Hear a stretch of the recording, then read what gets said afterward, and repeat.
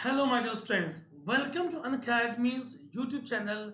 Let's crack UPSC CSC, India's largest online platform. Hope you all guys are fit and fine. My dear students, welcome back in NCERT series. So इस channel पे हम लोगों ने guys class 6, class 7, class 8, class 9 NCERT geography बहुत ही awesome cover किया है. And my dear friends, now today I am going to start class 10th NCERT Geography series.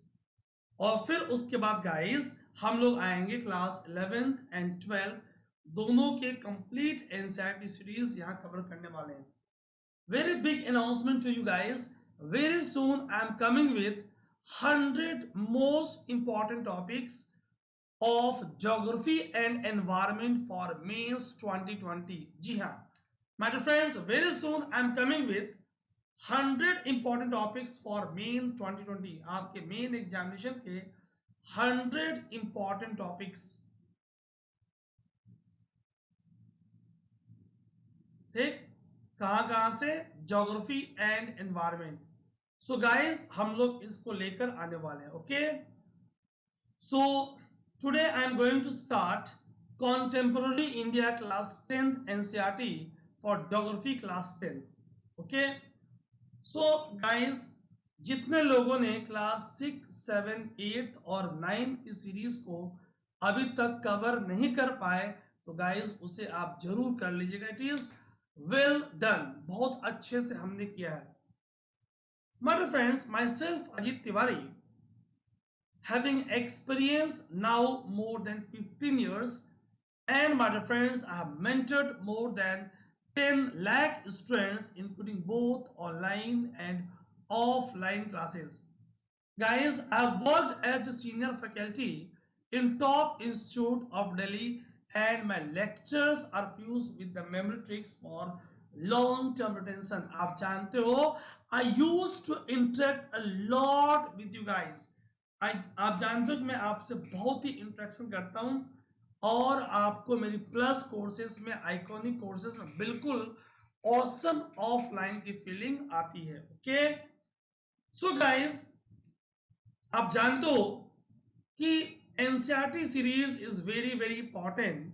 ये आपको एक स्ट्रॉन्ग बेसिक्स देगा.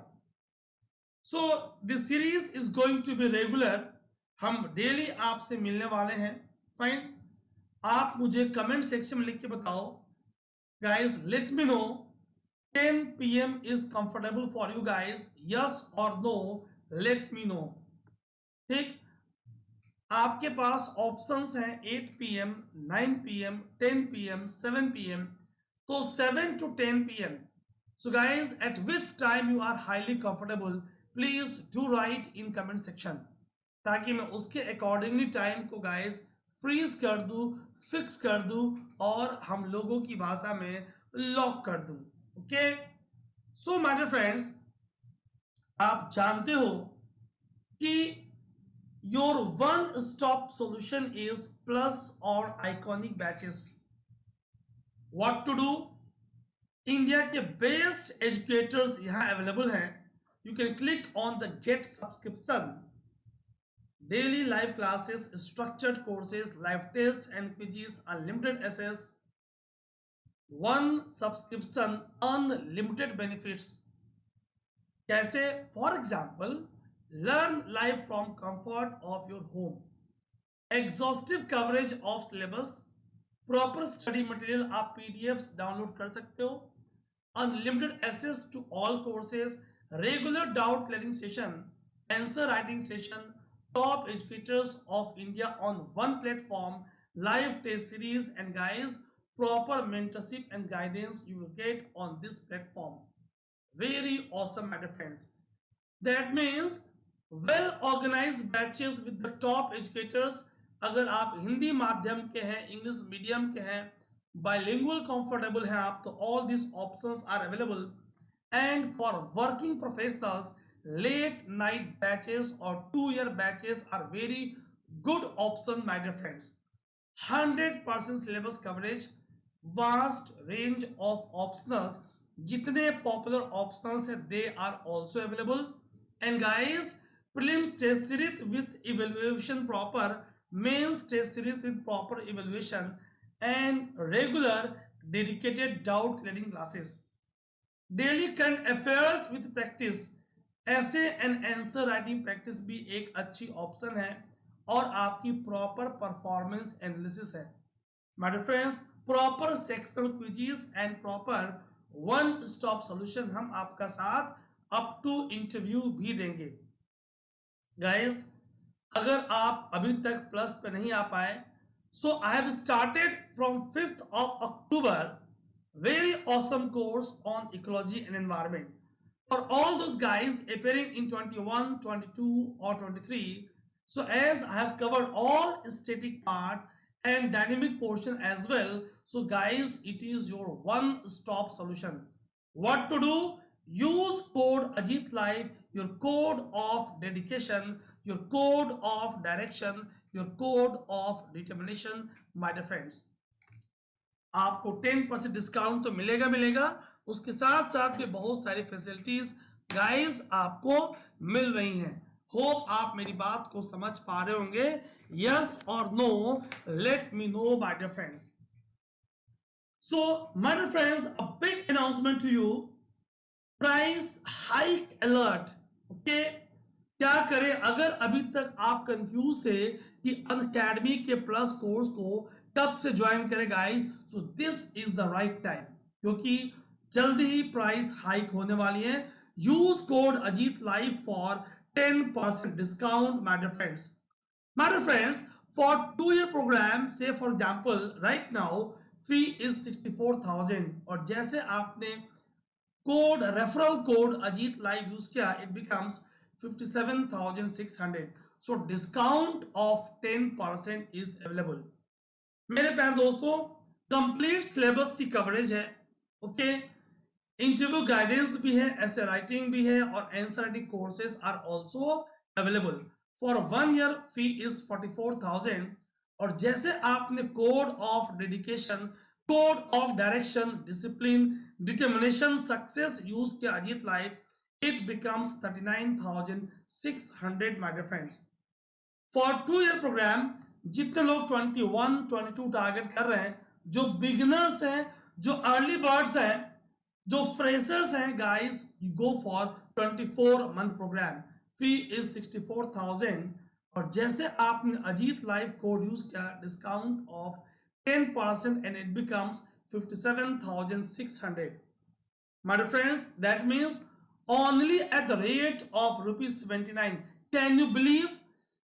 दिल्ली में fooding lodging expenses minimum 15K per month. Prelims, mains, optional test series 2.5L approx. And guys, here only from your comfort zone, only at the rate of ₹79 now, which is going to hike very soon. So don't wait. Use code Ajit Live and go for your one-stop solution. Very awesome concept you are having right now of iconic. बच्चे पूछते हैं, learners पूछते हैं, student पूछते हैं कि sir ये iconic क्या है. गाइस, अगर आप कंपेयर करोगे प्लस और आइकॉनिक को, तो दोनों में live classes, educators are same, test series, unlimited practice, structure schedule. In plus I will be your personal coach. जैसे आप मेरा कोड यूज करोगे, let me know. And in iconic मेरे साथ साथ one dedicated educator will be for you guys. Daily mains question answer in iconic, well study planner in iconic, and proper personalized feedback in iconic. So iconic is iconic, it is awesome, it is bigger, so you can continue with iconic my dear friends. मेरे प्यारे दोस्तों, proper mentorship, personal mentorship facility is available in iconic batches. So क्या करें? Use code Ajit Live and go for your OSS one stop solution. मेरे प्यारे दोस्तों, for 2 year fee is 99,000, और जैसे आप अजीत लाइव यूज करोगे, it becomes 89,100 after discount. Okay, for 1 year in iconic fee is 64,000, and after using code Ajit Life it becomes 57,600, my dear friends. अगर guys आप plus पे हो, आइकॉनिक पे हो, डोंट मिस, क्वेश्चन इज क्या miss ना करें. Already guys, I have completed physical geography course, complete course on physical geography. Very awesome course, one stop solution. Complete course on world geography. Again guys, one stop solution. तो मैं आपको बता रहा था just completed complete course on physical geography, आप इसे जरूर देखें. और फिर गाइस मैंने उसके बाद कंप्लीट किया है completed course on Indian geography, जो सितंबर 22 को मैंने कंप्लीट किया है. Okay, it is bilingual, that means PPTs English में है एंड एक्सप्लेनेशन हिंदी इंग्लिश दोनों. One stop solution. गाइस मेरे कोर्सेज में ऐसा नहीं है कि पहले आप एनसीईआरटी पढ़ के आओ फिर समझ में आएंगी. Plus iconic courses are design in such a manner कि इट इज जीएमएस, गागर में सागर. अगर आपने नहीं पढ़ा पहले तो भी कोई इशू नहीं है guys. Okay, so what to do guys, don't wait, use code Ajit Live and go for your one stop solution.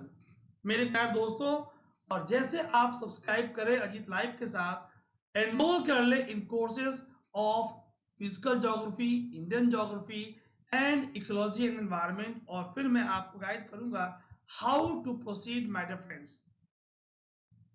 आप जानते हो कि 90% we are going to memorise in the session, है कि नहीं? So get ready for that. My dear friends, हम क्या पढ़ने वाले हैं? रिसोर्सेज एंड डेवलपमेंट, फिर forest and wild life resources, then water resources, then about agriculture, then about minerals and energy resources, then about manufacturing resources and about lifeline of national economy. ये आप 7 chapters class 10 NCERT के बड़े ही awesome तरीके से my dear friends यहाँ पे आप cover करने वाले हो. Fine, so let's start chapter 1, resources and development. Guys, are you ready for the session? Give me a big thumbs up and let me know you guys are ready for the awesome session. Just give me a big thumbs up. ये guys मैं इस book को आज start कर रहा हूं जो आपके पास होगी, ठीक? तो आप एक एक टॉपिक, ये कोई जिस्ट और समरी नहीं है. We are going through crystal clear series. We are not going through gist or summary. We are going through detailed conclusion, detailed solution, final solution, my dear friends. सवाल ये बनता है, question ये बनता है, what do you mean by resources? आप resources से क्या समझते हो? Have a look on screen. कैसे आप रिसोर्सेस को guys, how will you classify, कैसे आप डिवाइड करते हो? नेचुरल रिसोर्सेस, ह्यूमन रिसोर्सेस, फिर नेचुरल में रिन्यूएबल, नॉन रिन्यूएबल, फिर आप मूव करते हो रिन्यूएबल में कॉन्टिन्यूअस और फ्लो, और फिर बायोलॉजिकल. फिर डिवाइड करते हो आप कॉन्टिन्यूअस और फ्लो को, फ्लो वाली को, जैसे कि विंड है, वाटर है विच इज फ्लोइंग. और फिर आप बात करते हो बायोलॉजिकल में natural vegetation, forest and wild life. और फिर माय डियर फ्रेंड्स आप नॉन रिन्यूएबल्स में आते हो, recyclable metals, non recyclable that means fossil fuels, जीवाश्म ईंधन, कोल, पेट्रोलियम, ऐसी बातें करते हो. अगर मैं ह्यूमन रिसोर्स की बात करूं, अगर मैं मानव संसाधन की बात करूं, then we can broadly categorise it into structures and institutions, quantity and quality. आप ऐसे इसे डिवाइड करोगे. सो माय डियर फ्रेंड्स, बात हो रही थी आपसे व्हाट इज रिसोर्स. रिसोर्सेज क्या है? What are resources? Everything available in our environment which can be used to satisfy our needs, provided it is technologically accessible economically feasible and culturally acceptable, इस पे आप ध्यान रखना। Technologically accessible, economically feasible and culturally acceptable can be termed as resources. अगर हिमालय के पास huge mineral resources है, तो क्या गाइस हिमालय के पास, उसके बैथोलिथ के पास, उसके डोम शेप स्ट्रक्चर के नियर बाई एरियाज में जो मिनरल्स हैं, क्या वो टेक्नोलॉजिकली एसेसिबल है? क्या वो अगर किसी भी कारण से अगर वो एसेसिबल हो गई, तो क्या वो इकोनॉमिकली फिजिबल है? क्या उस रीजन में कल्चरली एक्सेप्टेबल है? क्या ये इकोसिस्टम को डैमेज कर रही हैं? क्या ऐसी बातों पे आप गाइस फोकस करने वाले हो? That means technology, institution, physical environment और nature, interdependent relation between nature, technology and institution। हम क्या करेंगे? हम इंटरडिपेंडेंट हैं, इनके आपस में रिलेशनशिप पे बात यहाँ पे ह्यूमन बींग्स की हो रही है। Most advance creature on the earth my dear friends. The process of transformation of things available in our environment involves an interactive relationship between nature, technology and institutions। जाहिर सी बात है भाई, अगर प्रॉपर इसमें नहीं होगी, process of transformation of things available in our environment involves an interactive relationship between nature, technology and institution. हमने पीछे देखा इमेज में गाइस कि प्रॉपर आप इसके बीच में नेचर, टेक्नोलॉजी और इंस्टीट्यूशन, इन तीनों के बीच में आप प्रॉपर एक इंटरेक्टिव रिलेशनशिप को आप देख रहे हो। Human beings interact with the nature through technology and create institution. Question is what, for, why, क्यों? For economic development. My dear friends, अगर मैं ह्यूमन बीइंग्स की बात करूं, तो हम लोग नेचर के साथ इंटरेक्ट कर रहे हैं। हम लोग वाटर से हाइड्रो पावर प्रोजेक्ट्स के थ्रू इलेक्ट्रिसिटी जनरेट कर रहे हैं। हम विंड एनर्जी के थ्रू इलेक्ट्रिसिटी जनरेट कर रहे हैं। हम सोलर मिशन के थ्रू सोलर एनर्जी को एक्सप्लॉइट कर रहे हैं।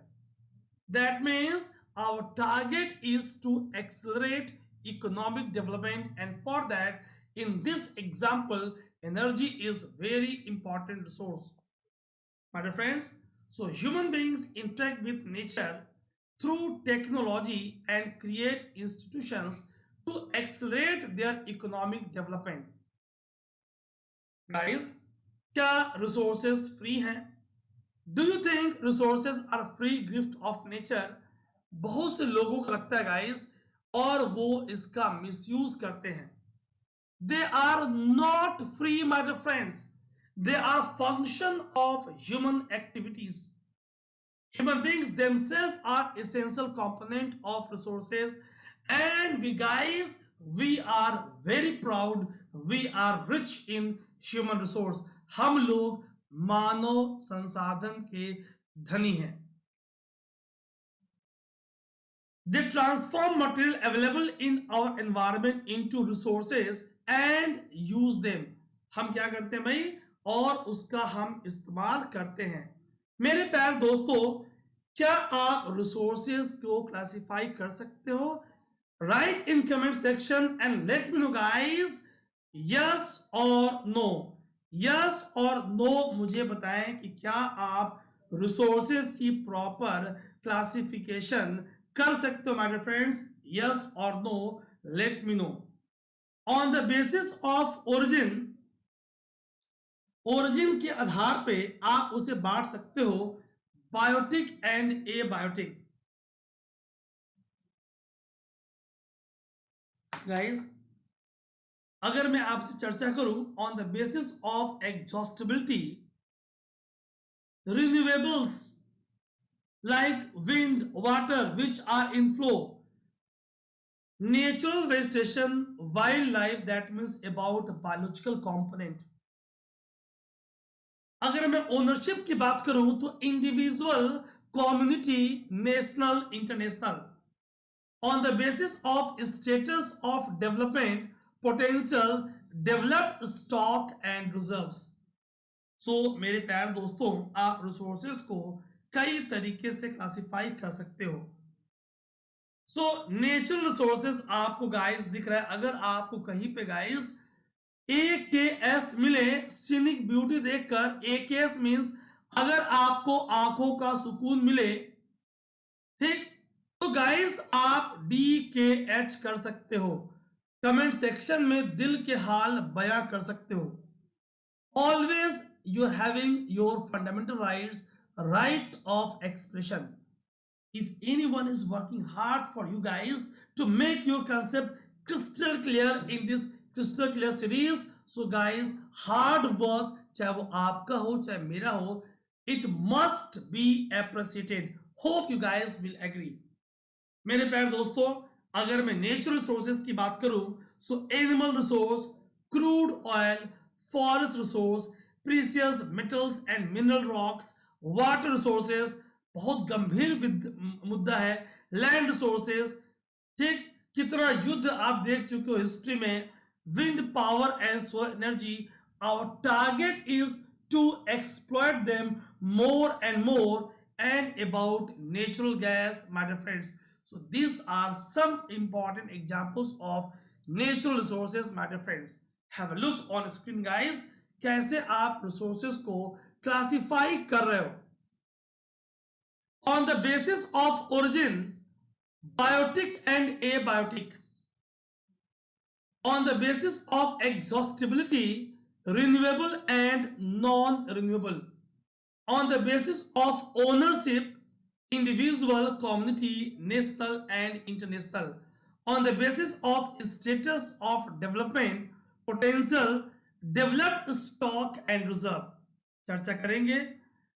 अगर गाइस मैं आपसे बात करूं सस्टेनेबल डेवलपमेंट की, तो आप जानते हो कि सस्टेनेबल डेवलपमेंट क्या है। अगर मैं आपसे गाइस बात करूं, development should take place without damaging the environment. आप कोल को इस तरह एक्सप्लॉइट ना करें कि आपकी आने वाली पीढ़ी सुने एक था कोल, वो भी उसे देख पाए। हमने इंडिया ने अपने INDC intended nationally determined contribution में मेंशन किया था कि coal is not a problem, emission from coal is a problem. So our target is to reduce emission from the coal, my dear friends. हम environment को minimum damage करें, without damage करें और फिर डेवलपमेंट करें। डेवलपमेंट के लिए हम कॉम्प्रोमाइज ना करें with the need of future generation. हम फ्यूचर जनरेशन की नीड को क्या करें, डैमेज ना करें, उस कॉम्प्रोमाइज ना करें। हम एक बैलेंस बनाएं between ecology, environment, economic and social aspect. So guys, there must be a proper balance between the three important aspects. So guys, अगर मैं आपसे बात करूं, let's have a quick recap. Resources can be broadly categorized into natural and human. अगर मैं natural के बोलूं तो रिन्यूएबल एंड नॉन रिन्यूएबल। अगर मैं ह्यूमन की बात करूं, structures and institutions, quantity and quality. अगर रिन्यूएबल्स में बात करूं, कॉन्टिन्यूअस और flow, wind and water, biological, natural vegetation, forest and wild life. Non renewable में रिसाइक्लेबल्स, ठीक, metals, non recyclables, fossil fuels, coal and petroleum. तो आपने एक क्विक रिकैप लिया guys for regarding resources. So guys, हम resources की बात कर रहे थे। Types of resources on the basis of origin. On the basis of origin आप डिवाइड कर सकते हो, बायोटिक एंड एबायोटिक, हमने आपसे चर्चा किया। All those things which are composed of non-living things, are called as abiotic. For example rocks, for example metals. अगर ये तो ओरिजिन की बात हुई, अगर on the basis of exhaustibility की बात करें गाइस, तो we have just discussed renewable and non renewable on the basis of exhaustibility. Resources which can be renewed or reproduced by physical, chemical or mechanical processes are called as renewable or replenishable resources. For example, solar and wind energy, water, forest, wildlife. Renewable resource को further आप divide कर सकते हो continuous और flow. Have a look, आपको दिख रहा है forest, solar, wind. On the basis of exhaustibility, coal, oil, ये आपको गाइस दिख रहा है. ठीक, चलिए. तो मेरे फ्रेंड्स आइए जरा इन बातों को और समझते हैं. Non renewables, these occur over a very long geological time. Minerals and fossil fuels are example of such resources. These occur non-renewable resources. These occur over a long geological time. Minerals and fossil fuels are example of such resources. These resources take millions of years in their formation.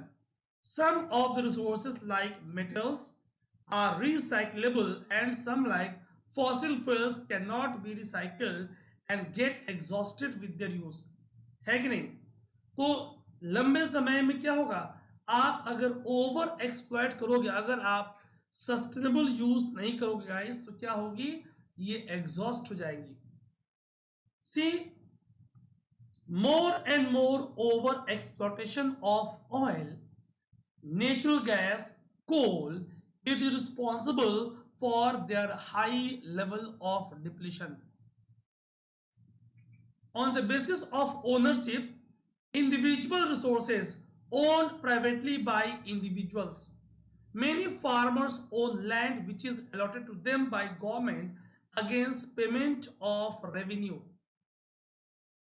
In villages, there are people with land ownership, but there are many who are landless. ऐसी बात है. तो आपने कहा भाई individual resources, land owned privately by individual, allotted by government against payment of revenue. अगर मैं urban people की बात करूं तो urban people own plots, houses, property, plantations, pasture land, pond, water, in Wales are some of the example of resources ownership by individual. My dear friends, have a look on screen. Urban people owns plot, houses and other property. Plantations, pasture land, pond, water in Wales are some of example of resources owned by individual. Make a list of resources owned by your household. ठीक है, कोई बात नहीं है.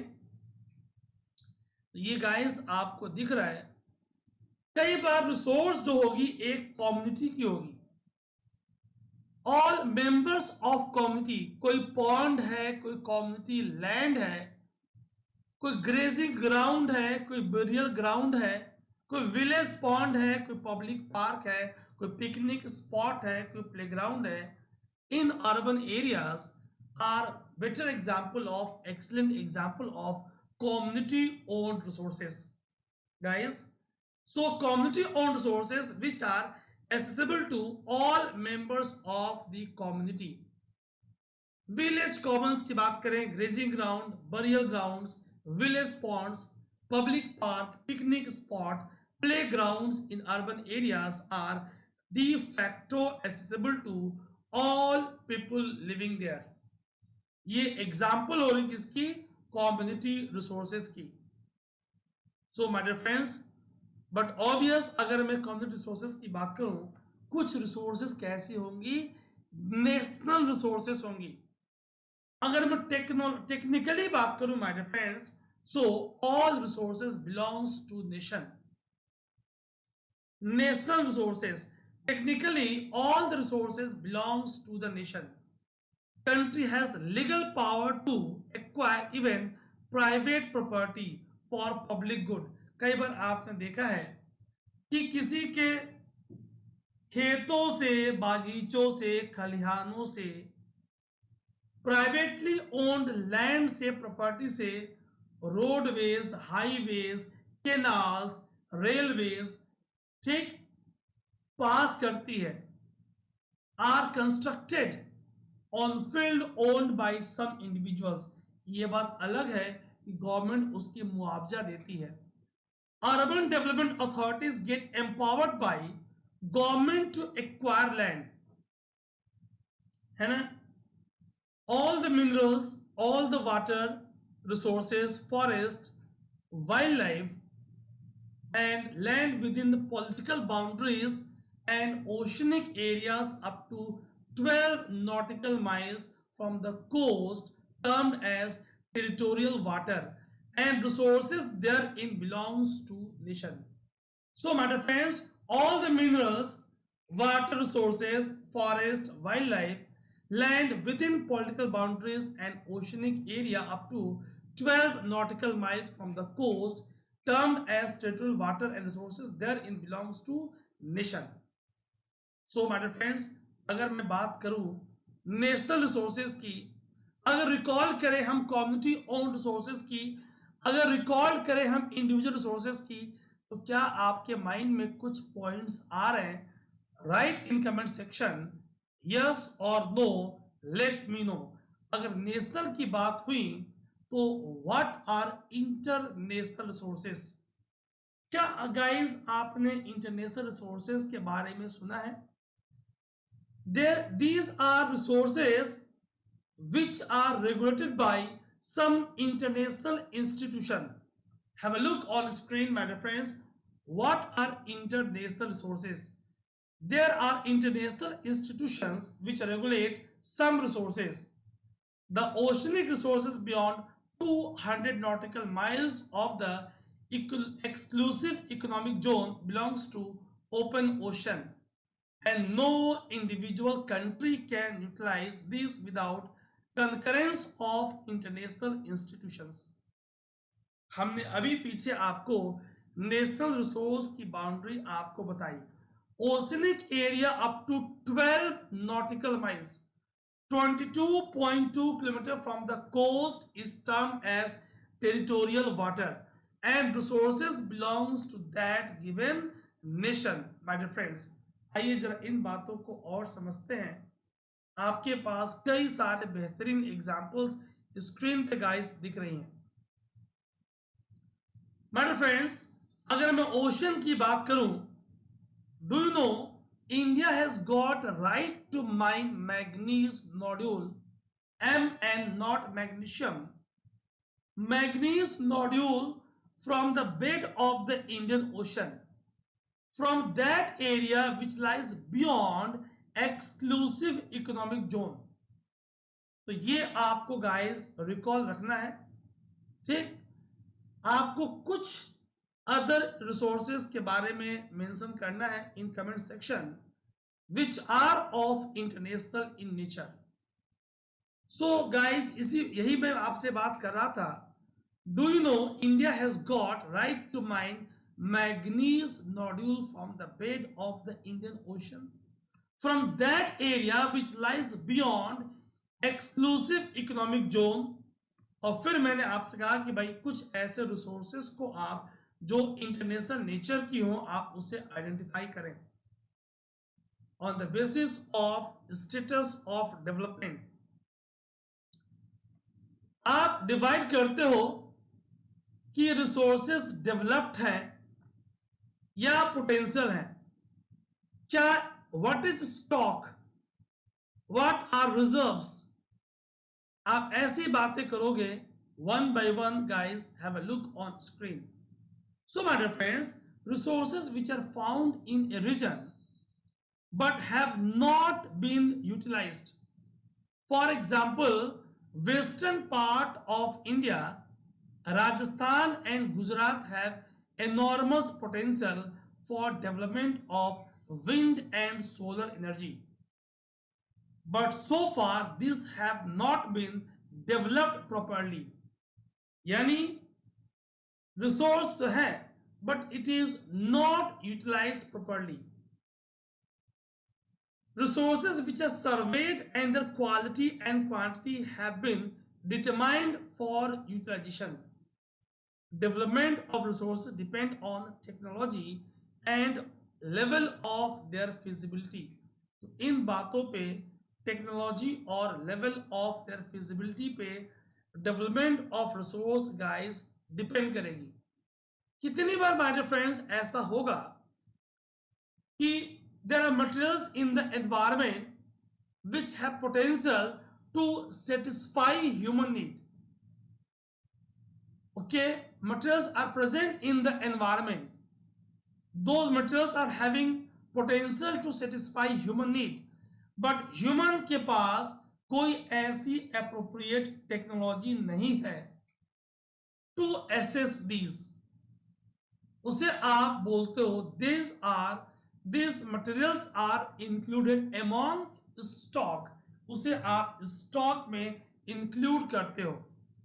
For example, my dear friends, huge amount of nitrogen, 78% nitrogen is present in our atmosphere. But we don't have technology कि हम इस nitrogen को प्लांट के यूज में डायरेक्टली कन्वर्ट कर पाए और हमें सॉइल में नाइट्रोजीनस फर्टिलाइजर को ऐड करने की जरूरत न पड़े. आइए जरा और एग्जांपल्स लेते हैं my dear friends. Materials in the environment which have potential to satisfy human needs but human beings do not have appropriate technology to assess these are included among stock. तो टेक्नोलॉजी हमारे पास सटीक नहीं है. For example, water is compound of two gases, hydrogen and oxygen. Hydrogen can be used as a rich source of energy, but we do not have advanced technical know-how to use it for this purpose. Hence, it is considered as stock. तो मैंने आपको hydrogen को आप energy के source में use कर सकते हो. We do not have advanced technical know-how to use it for this purpose up to the level. वैसे ही मैंने आपको एटमॉस्फेरिक नाइट्रोजन का गाइस एग्जाम्पल दिया था कि हमारे पास कोई ऐसी फैसिलिटीज नहीं है. अगर मैं रिजर्व की बात करूं तो stock is a big term. उस स्टॉक का एक सब कंपोनेंट है रिजर्व. आइए देखते हैं. Reserves are subset of the stock which can be put into use with the help of existing technical know-how, but their use has not been started. These can be used for meeting future requirements.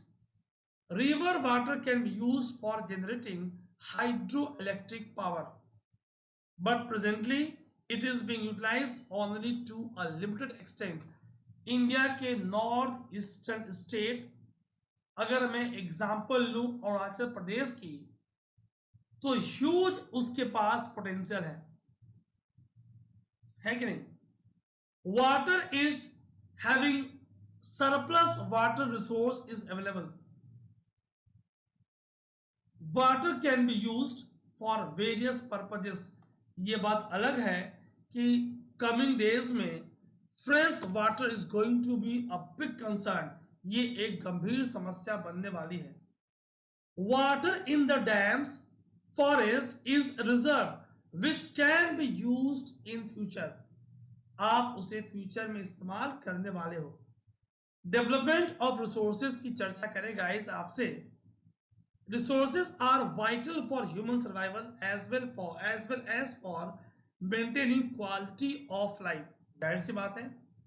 It was believe that resources are free gift of nature. तभी तो इनका over exploitation हुआ. and 1970s early 70s decade of environment, ये बात हमें समझ में आई कि हमने अपने एनवायरमेंट को मैसिव डैमेज कर दिया है my dear friends. As a result, human beings use them indiscriminately, and this has led to the following major problems: depletion of resources for satisfying the greed of a few individuals. मेरे प्यारे दोस्तों, अगर आपसे मैं resources की बात कर रहा था, very vital for human survival, very important, highly required for maintaining quality of life, ये फ्री गिफ्ट ऑफ नेचर नहीं है. जब ऐसी फीलिंग आपकी होगी तो आप क्या करोगे?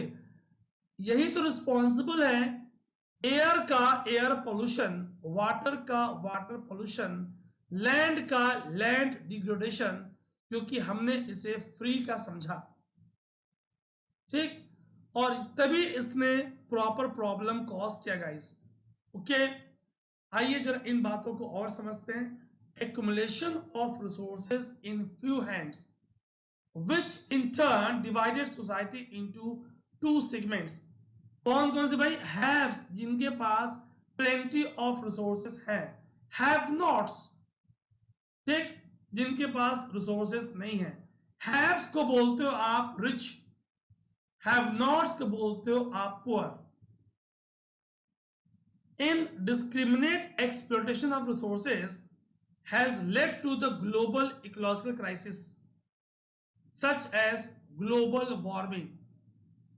जितनी ग्लोबल इकोलॉजिकल इश्यूज हैं, ज्यादा से ज्यादा ग्रीन हाउस गैसेस का एमिशन, ज्यादा से ज्यादा लॉन्ग वेव्स का एब्जॉर्प्शन, ज्यादा से ज्यादा ओजोन डिप्लीटिंग सब्सटेंसेस का emission, chlorofluorocarbons, hydrochlorofluorocarbons, freons, carbon tetrachloride, methyl bromide.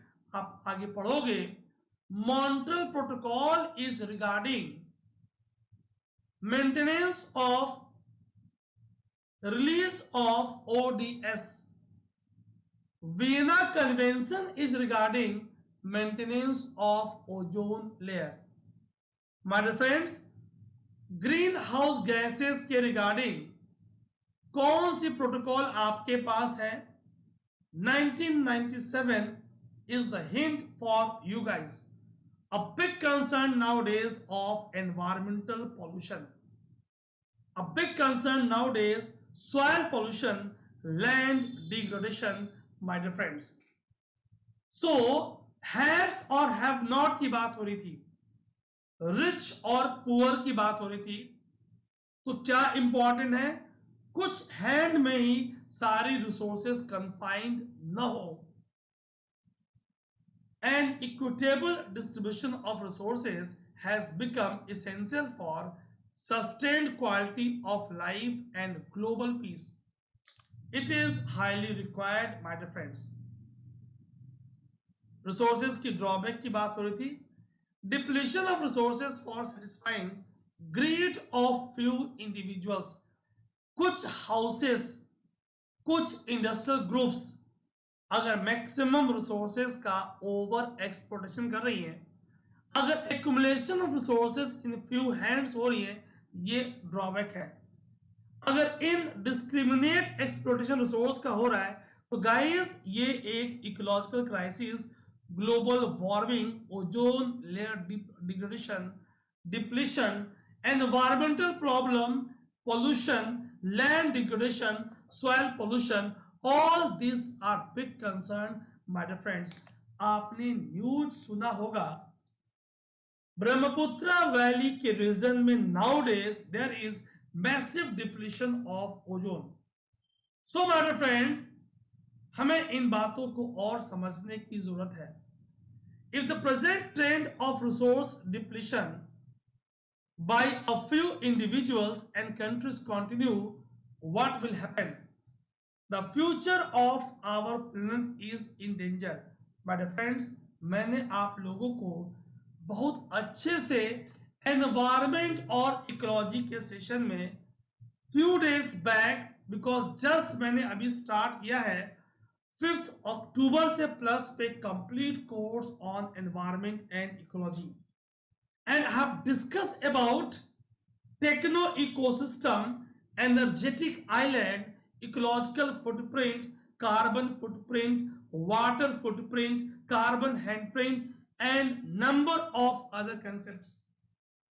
Gray water, blue water, green carbon, blue carbon, black carbon, my dear friends, वहां मैंने आपसे चर्चा की है. Therefore, resource planning is essential for sustainable existence of all forms of life. Sustainable existence is a component of sustainable development. जाहिर सी बात है कि नहीं? Question is, what do you mean by sustainable development? My dear friends, क्या आपको SDGs याद है? अभी मैंने प्लस कोर्सेज पे रिगार्डिंग SDGs मैंने आपको सारी SDGs याद कराई थी और फिर गाइस मैंने आपसे चर्चा किया था sustainable economic development, sustainable development without damaging the environment. Guys, have a look on screen. Sustainable development, sustainable economic development should take place without damaging the environment, and development in the present should not compromise with the needs of the future generation. My dear friends, next session में मैं आपसे पूछने वाला हूं, आपको ये 17 SDGs बिल्कुल आपके टिप्स पे होनी चाहिए ताकि जब आप आंसर राइट करें अपने मेन एग्जामिनेशन में तो आप इसे लिंक कर पाए. For example, SDG 1 regarding no poverty, 2 regarding zero hunger, 3 good health and well-being, 4th quality education, 5th gender equality, clean water and sanitation, affordable and clean energy, decent work and economic growth, industry innovation and infrastructure, reduced inequalities. A big concern है sustainable cities and communities. Always आप cities को sustainable कैसे बनाएं. Responsible consumption and production, matter of concern. And guys, बहुत हमने आपसे चर्चा किया regarding climate action. A big concern, life below water. A big concern, life on land. A peace, justice and strong institution. Partnership for the goals. My dear friends, ये आपके सामने SDGs हैं. 17 SDGs. आपको इनके बारे में गाइस थोड़ी और स्टडी करनी है. Have a look on screen, my dear friends. Have a quick recap. आप जल्दी से एक बार क्विक रिकैप करें. Regarding no poverty, regarding zero hunger, regarding good health and well-being, regarding quality education, regarding gender equality, regarding clean water and sanitation, regarding affordable and clean energy, regarding decent work and economic growth, regarding industry innovation and infrastructure, regarding reduced inequalities, regarding sustainable cities and communities, and my dear friends, responsible consumption and production. Climate action is a big concern. Life below water, life on land, peace, justice and strong institution, partnership for the goals. ये आपको guys a quick recap करनी है. My dear friends, याद करिए रियो de Janeiro. क्या आप world के map में रियो डी जेनेरियो को ब्राजील में लोकेट कर पा रहे हो? I have just completed a few months back complete course on world geography और गाइस हमने पूरी एटलस में फिजिकल ज्योग्राफी और वर्ल्ड ज्योग्राफी को ऑसम कमांड किया था. अर्थ summit 1992, June 1992, more than 100 heads of states met in Rio de Janeiro, Brazil for the first International Earth Summit. The summit was convened for addressing urgent problems of environmental protection and socio-economic development at the global level. My dear friends, so socio-economic development at global level was a big concern. क्या हुआ? जितने leaders, याद करिए, अगर मैं इसकी background पे जाऊं, UN conference on sustainable development, Stockholm 1972, और फिर आपके पास आता है 1987 का Berlin report our common future, और फिर आता है गाइस 1992 का Rio de Janeiro first earth summit, popularly called as, तब नरसिम्हा राव हमारे प्रधानमंत्री थे और टाइम्स ऑफ इंडिया का हेडलाइन था Rao in Rio, Narasimha Rao in Rio de Janeiro. My dear friends, so UN conference on human environment or first Earth Summit, or then after 5 years second Earth Summit or Rio +5 चर्चा करेंगे. Rio +10 Johannesburg Summit 1992 +10 2002 World Summit on Sustainable Development. Rio +20 2012 UN Conference on Human Environment, Rio de Janeiro 2012. My dear friends, इनके बारे में हम और आगे plus courses में great detail में एनवायरमेंट इकोलॉजी में कमिंग डेज में बात करने वाले हैं. As right now I am going through NCERT series, तो मैं यहाँ पे एनसीईआरटी पे ही आपसे फोकस कर रहा हूँ.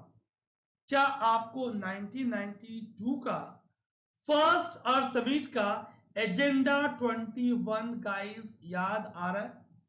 Forest principal, agenda 21, Rio declaration, ऐसी बातें हम प्लस कोर्स में बहुत डिटेल में चर्चा करने वाले हैं और हल्की फुल्की हम यहाँ यूट्यूब के इस एनसीईआरटी सीरीज में आपसे डिस्कस करने वाले हैं.